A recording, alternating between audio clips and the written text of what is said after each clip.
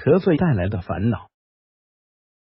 多年前，每到冬天都会咳嗽，白天都是短暂的咳嗽，夜晚半夜经常咳醒，非常的难受。为此跑了很多的医院，拿的药都是西药，而且很不便宜，反反复复总是治不好，困扰了很多年。冬天是我最不喜欢的季节，家里人经常会给我说一些老人传下来的偏方，而这所谓的偏方却给我带来了意想不到的效果。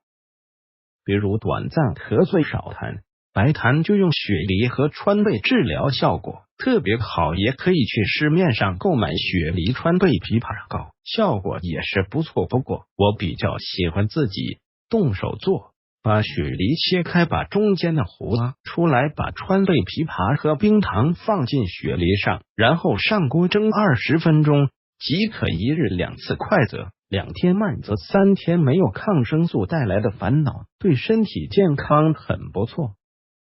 我们家里或多或少都会备点季节性的食疗养生药膳，每到秋冬季咳嗽都会不断。我记得我小时候，妈妈带着我去姥姥家，一进门我就开始咳嗽，姥姥急忙就问咳嗽多长时间了，然后从陶罐里倒出来一些汤汁，远处就能闻到酸甜香味，特别清香。然后姥姥让我喝起来酸爽润喉，我喝了有3天，咳嗽竟然好了。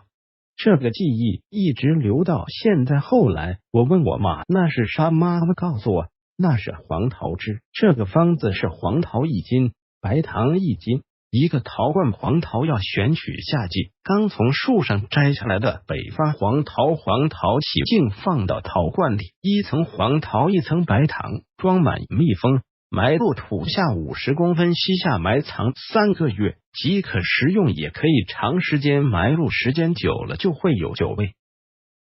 特别好喝。入秋时我们通常会喉咙特别干燥，嘴唇起皮，一般郊区的田地里都会有桑树，特别是深秋，在远处就可以看到，叶子比普通植物落得晚。我们选取桑树的叶子一定要霜降过后才行，这时的叶子才有药效，把采来的叶子阴干备用，喉咙不舒服、干燥、咳嗽都可以泡水喝，桑叶的功效还有很多。